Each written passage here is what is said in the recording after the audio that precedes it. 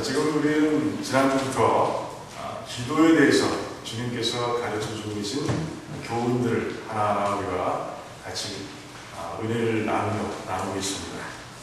이제 오늘부터는요, 주기도문이라고 불리우는 오늘 본문 6장 9절에서 13절까지 기록되어 있는 그 내용들을 하나하나 묵상하면서 우리 같이 은혜를 나누자 합니다. 제가 이렇게 이 묵상이라는 단어를 많이 씁니다. 우리 같이 묵상합시다. 이렇게 제가 단어를 많이 쓰는데, 그 이유는 이런 데 있어요. 그러니까 보통은 설교 시간이 일방적인 그런 커뮤니케이션으로 끝나는 때가 많습니다. 설교자는 설교하고 우리 성도님들은 그저 전적으로 듣고 그러고 이제 끝나는 경우가 있는데, 그게 아니라 이제 저는 그 일방적인 그런 커뮤니케이션이 아니라 쌍방적인 커뮤니케이션을 하기를 원해서 묵상합시다 라고 말씀드리는 거예요. 제가 목회를 시작한 지 얼마 안 돼서부터 이제 성경 중에서 책을 딱 정하고 그 책을 한 절도 빼지 않고 이제 강의하는 그런 설교를 지금까지 해왔습니다. 그러다 보니까 여러분 다음 주에 어떤 말씀이 선포될지 다 아시는 거예요. 짐작이 되시는 거예요. 아니면 그 챕터 정도는 아는 거예요. 그러니까 그 챕터를 미리 읽고 묵상하고 오시는 가운데, 그런 가운데 굉장히 그 설교 시간에 영적인 교류가 활발하게 일어나는 것을 우리가 체험하게 돼요. 그래서 제가 함께 묵상합시다 그러는 거예요. 묵상하는 가운데 궁금증이 있던 것들이 이제 말씀 선포되는 가운데 풀리는 역사가 일어나기도 하고요. 또 내가 묵상한 것이 또 설교 가운데서 그게 맞았네 하는 확인하는 시간들도 일어나게 되죠. 그런 가운데 우리는 알 수 없는 영적인 흐름이 이 속에서 계속 일어나고, 그런 가운데 듣는 분들도 정말 집중해서 말씀을 듣게 되고, 또 설교하는 자도 그 분위기 속에서 깊은 가운데서 설교하게 됨으로 인해서 어떤 일이 일어납니까? 그런 양방향적인 커뮤니케이션이 일어나는 거예요. 그런 가운데 더 성령 충만한 설교 시간, 더 은혜가 넘치는 설교가 되고요. 그 말씀들이 그냥 우리를 스쳐가는 것이 아니라 이제는 우리 마음 가운데 새겨지는 그런 놀라운 역사들이 일어나는 거예요. 자, 그러니까 여러분들 그냥 오시지 마시고요. 이제 이렇게 우리 순서대로 우리가 말씀을 보기 때문에 꼭 그 말씀이 어느 말씀일 것이다 라면 맞아요. 그 말씀이 속해 있는, 그러면 모를 것 같으면 그 말씀이 속해 있는 전체 원 챕터 한 장을 읽어오시면 되는 거예요. 미니멈 한 번이라도 읽어오시면 설교 시간에 설교를 듣는 마음들이 달라집니다. 다음부터 이제 한 번 이상 읽어오실 거죠? 별로 마세요. 읽어오세요. 그런 가운데 더 은혜로운 그 말씀 시간으로 여러분들이 만들어가시는 거예요. 성령 하나님께서 역사하시지만 우리의 노력도 필요한 거예요. 그래서 제가 늘 같이 묵상합시다 라고 제가 말씀드릴 때가 많은 거예요. 잠시 설명을 드렸습니다. 자, 오늘은 이제 주기도문에 대해서 이제 몇 주간에 걸쳐서 말씀을 보게 될 텐데, 오늘 말씀이 어떻게 시작되고 있습니까? 9절을 보니까, 그러면 너희는 이렇게 기도하라 라고 그렇게 말씀하고 계십니다. 이렇게 기도하라. 그렇다면 이렇게라는 게 무슨 뜻일까 하는 생각을 우리가 더 깊이 해봐야 됩니다. 어떻게? 이렇게라는 단어 속에는요, 두 가지 의미가 담겨 있습니다. 첫 번째는요, 내가 가르쳐준 그대로 토시자가 틀리지 말고 그대로 기도하라 라는 그런 말씀이 먼저 담겨 있어요.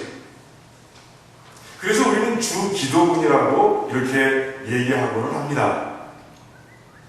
오늘 말씀을 보면요, 왜 그대로 기도하라고 하셨을까? 잘 이해가 되지 않습니다. 우리가 물론 예배 끝 마무리라든가 아니면 어떤 교회 모임의 마지막 때 주기도문들을 마치기로 하지만, 왜 말씀 그대로 토시자를 틀리지 말고 그대로 기도하라고 했을까? 오늘 본문 가운데서는 우리가 잘 파악할 수 없어요.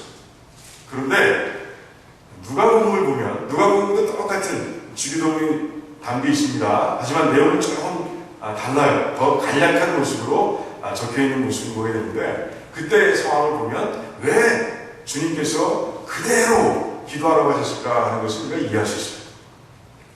왜 주님께서 이 주기도문을 알려주셨을까? 그때 한 제자가 이렇게 묻는 거예요.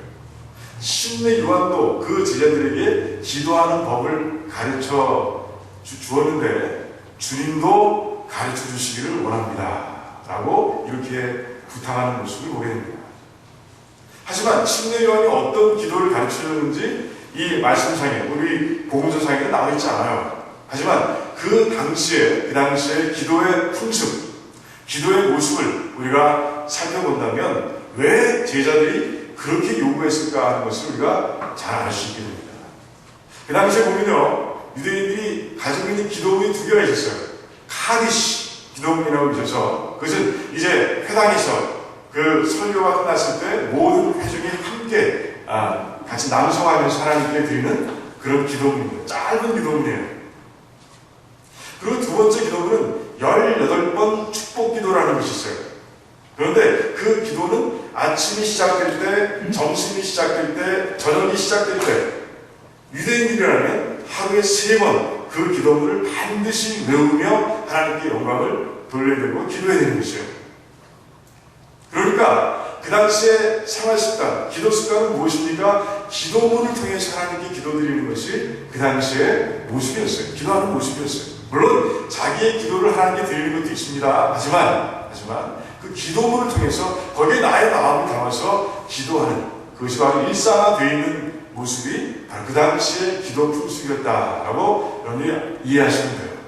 그러니까 그 제자는 이제 예수 공동체가 세워졌는데, 이 예수님의 제자들이 이렇게 많이 따르고 있는데, 그 제자들이 이제 같이 드릴 수 있는 기도문, 그 카디시 기도문이라든가 18번 축복 기도문처럼 같이 드릴 수 있는 기도문을 이제 주님께서도 알려주시면 좋겠습니다 라고 그렇게 얘기하고 있는 것이에요.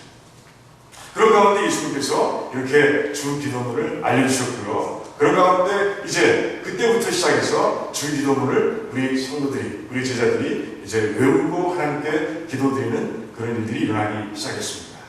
그 전통이 지금까지 내려와서 우리가 이제 예배 마무리라든가 아니면 교회 모임의 끝부분에 있어서 이제 주기도문으로 마무리할 때가 참 많은 거예요. 자, 그런데 중요한 것은 무엇인가? 우리 지난주에 하나님께서 가르쳐 주신, 그 주님께서 가르쳐 주신 그 기도의 원리를 적용하시지 않아요. 무슨 말이냐? 주기도문, 그 중요하고 예수님께서 가르쳐 주신 하나밖에 없는 주기도문을 외우면서 그것을 하나님께 드리면서 중원 구원의 기도로 만들어서는 안 된다는 것이에요. 여러분, 중원 구원의 기도가 뭐라고 했습니까? 같은 말을 의미 없이 계속해서 반복하는 것을 중원 구원이라고 말씀드렸어요. 그런데 주 기도문이 교회의 모습 가운데서 그것이 사용될 때마다 중원 구원의 모습으로 드릴 때가 있는 것이 우리가 자주 보게 되는 것이에요.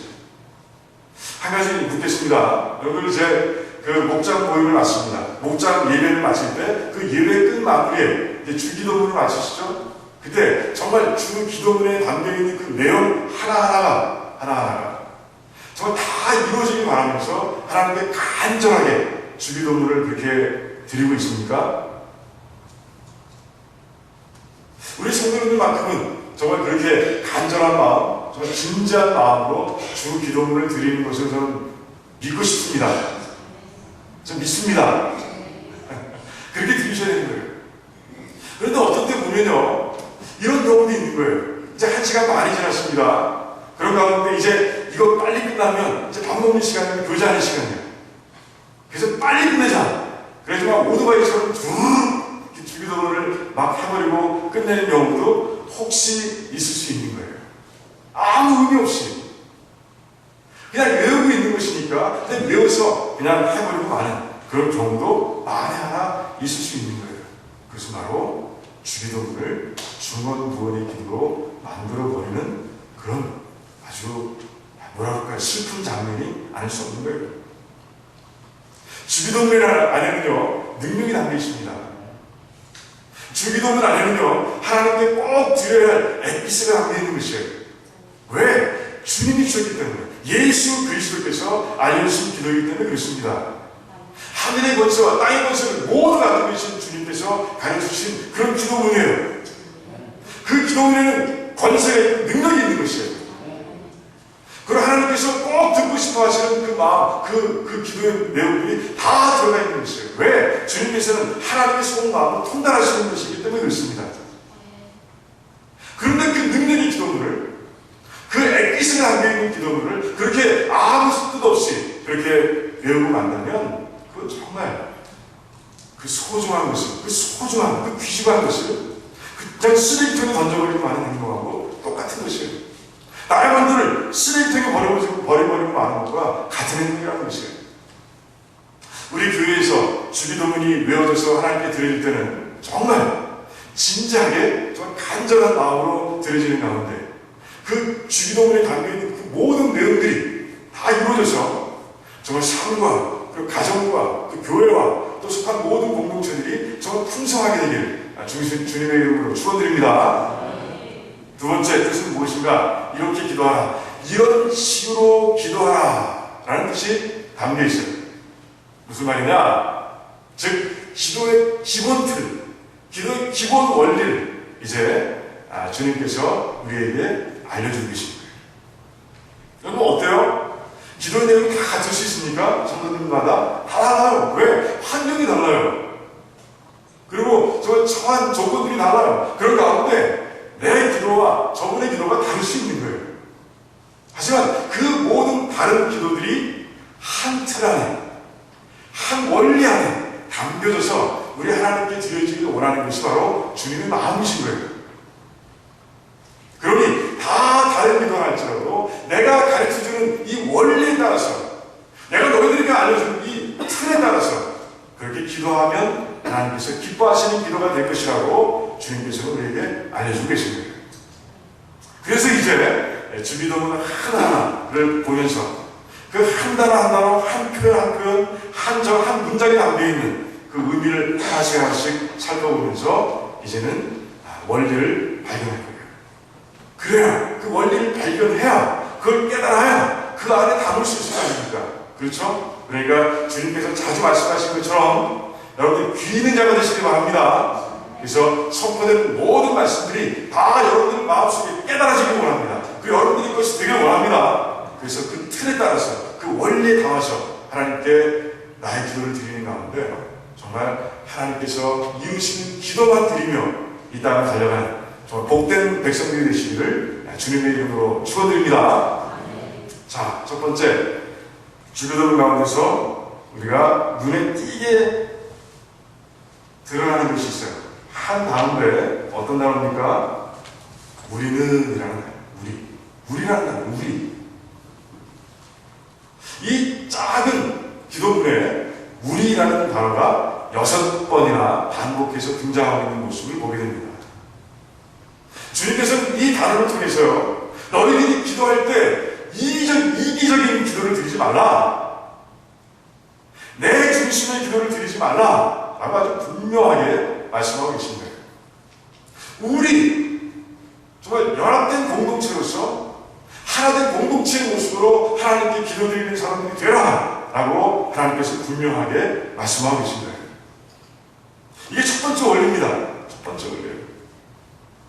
하늘에 계신 우리 아버지라고 우리가 기도하면서요, 무엇을 깨달아야 됩니까? 그 이야기를 하고 있는 모든 백성들 다 하나님의 자녀, 똑같은 하나님의 자녀인 것을 깨닫는 그런 놀라운 일이 기도 가운데서 있어야 한다는 것이에요.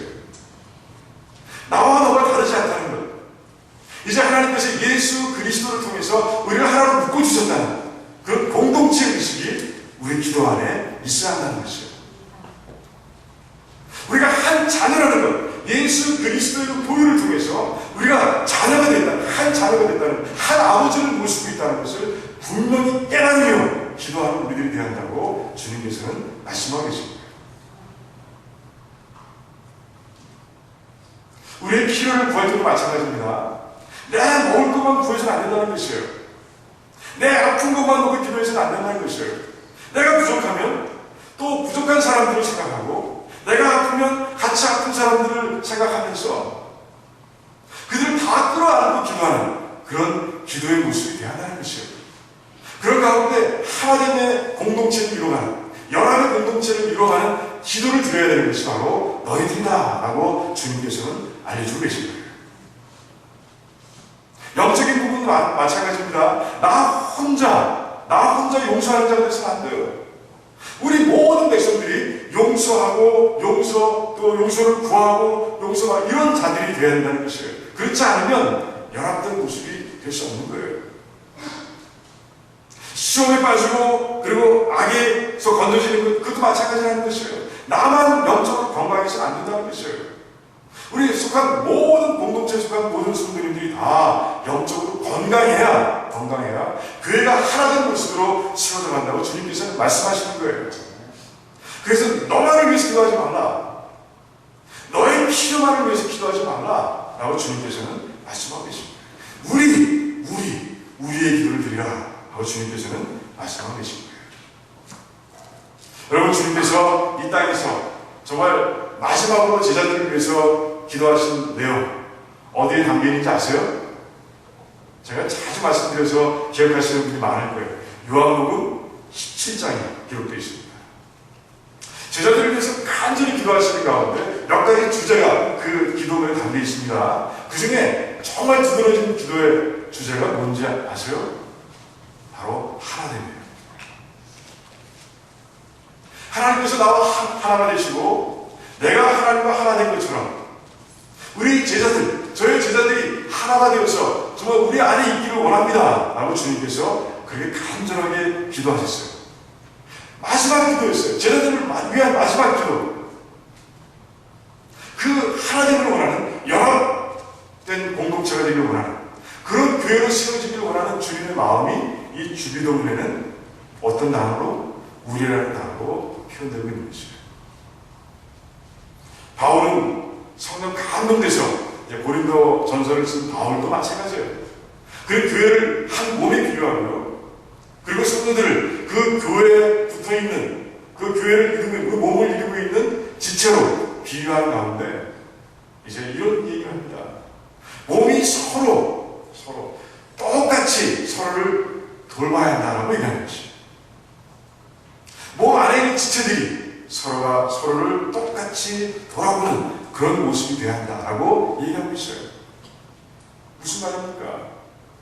바울도 그 우리라는, 주기도문 안에 들어있는 그 우리라는 단어를 통해서 이제 교회를 한 몸으로 볼 수 있는 눈이 열렸고요. 그 몸 안에 들어있는 그 모든 지체들이 다 성도인 것을 깨닫는 그런 눈이 그에게 열린 것이에요.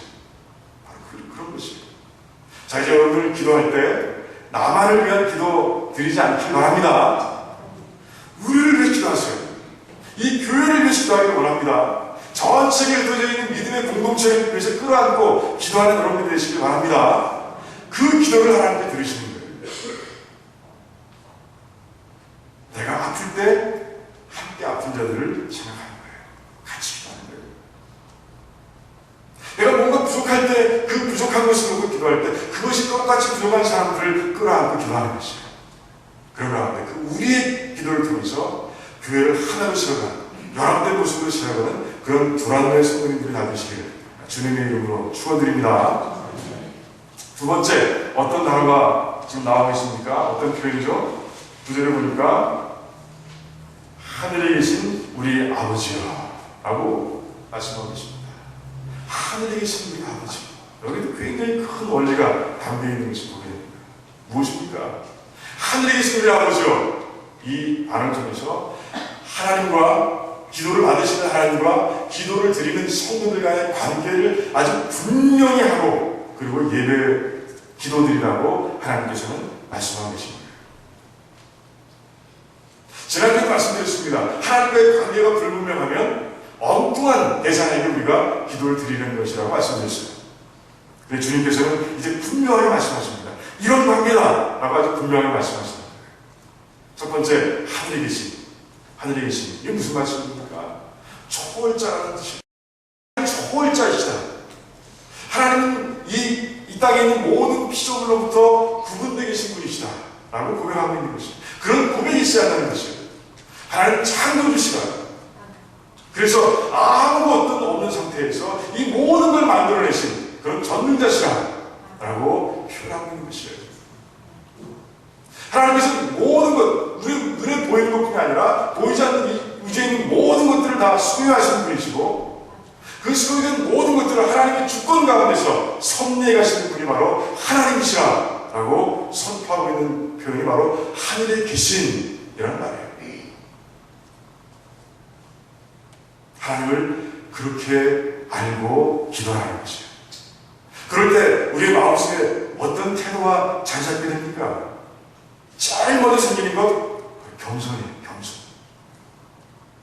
겸손하게 기도하는 것이에요.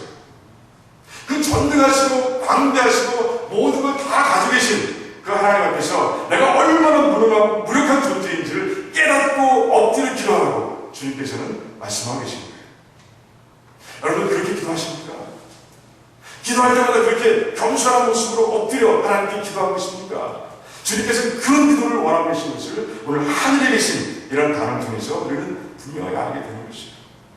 그러고 두 번째 생기는 것이 무엇입니까? 믿음이에요. 믿음. 하나님 다 가지고 계셔. 하나님 다 하실 수 있어.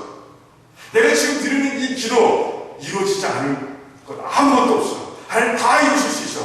라는 믿음이 우리 마음속에 생기는 것이에요. 그 믿음을 가지고 우리는 기도하는 것입니다. 그러다 또 어떤 마음이 생깁니까? 어떤 태도가 생깁니까? 100% 의존하는 마음으로 기도하게 되는 것이에요. 하나님 아무것도 할 수 없습니다. 하나님 그저 하나님께서 하실 수 있게 저희 이곳에 나와서 다 내려놓고 하나님 앞에서 기도합니다 라고 기도하게 되는 것이에요. 여러분들의 기도가 다 그런 기도가 되길 원합니다. 정말 하늘에 계신 그 하나님을 바라보면서 그 앞에서 정말 겸손하게 무릎 꿇고 나를 다 내려놓고 심령이 가난한 자가 되어서 믿음으로 하나님께 기도드리는 가운데 여러분들이 바라시는 모든 것들을 하나님으로부터 받아들이시는 그런 가운데 총통과 강건의 삶을 이루어가는 여러분들이 되시기를 주님의 이름으로 축원드립니다. 자, 그 다음 무엇입니까? 아버지라는 아버지, 하늘에 계신 우리 아버지라고 이야기합니다. 그 지극히 광대하시고 지극히 전능하시고 그 창조주이시며 거룩하신 하나님께서 우리의 아버지 되심을 알고 기도하는 것이에요. 누가복음에서는요 아빠라고 하고 있어요. 아빠, 너희의 아빠라. 하늘에 계신 그분이 너희의 아빠라고 말씀하고 계십니다. 그런 가운데 하나님과 나와의 사이가 저 하늘에 계신 아버지께서 나의 아빠가 되는 그런 친밀한 관계에 있는 것을 깨닫고 기도하는 것이에요. 이거는요 유대인들에게 혁명적인 파격입니다. 유대인들에게 하나님이요 두려운 존재, 이런 친밀하신 존재가 아니에요. 한 가지 예를 들어볼까요? 성경은 필사에서 지금까지 이어져 왔습니다. 그 성경을 필사하는 사람들의 자세가 어떤가요? 여호와라는 단어를 감히 쓸 수 없는 거예요. 여호와라는 단어를 이 돌에다가 이 종이에다가 가죽에다가 쓸 수 없는 거예요. 그런 가운데 여호와라는 하나님의 이름을 쓰지 못하고 아도나이 주라는 뜻입니다. 주라는 단어를 만들어서 그 대신 그 단어를 써서 하나님을 표현하는 거예요. 감히 쓸 수 없는 거예요. 감히 어떻게 내 손으로 이런 마음을 가지고 있는 거지. 하지만 필연적으로 써야 할 때가 있지 않습니까? 그런 때가 생기는 거예요. 하지만 그때는요 이 사람들이 필사하는 사람들이 목욕을 하는 온몸을 깨끗하게 닦고 다시 그 자리에 앉아서 그 이름을 쓰되 지금까지 써내려오던 잉크와는 전혀 다른 특수한 잉크, 하나님이라는 이름을 쓸 때만 사용하는 그 잉크에 묻혀서 이제 그 단어를 쓰는 거예요. 유대인들에게 하나님이 그러세요. 그런 분이에요. 무서운 분이시고 두려운 분이에요. 경외의 대상이에요. 아빠, 이건 상상할 수도 없는 거예요. 그런데 이제 주님께서는 그 하늘에 계신 하나님께서 너희들에게 아빠가 됐다고 분명하게 말씀해 주시는 거예요. 그럼 믿으십니까? 믿으셔야 됩니다. 이제 너희들이 정말 아이들이 뭔가 필요할 때 아버지 앞에 아무 거리낌 없이 주르륵 나와서 정말 그것을 다 이루어져 주실 것을 믿고 기도하듯이 간청하듯이 그렇게 기도하라고 주님께서는 우리에게 알려주고 계신 거예요. 두려워하지 마. 하나님 기다리고 계셔.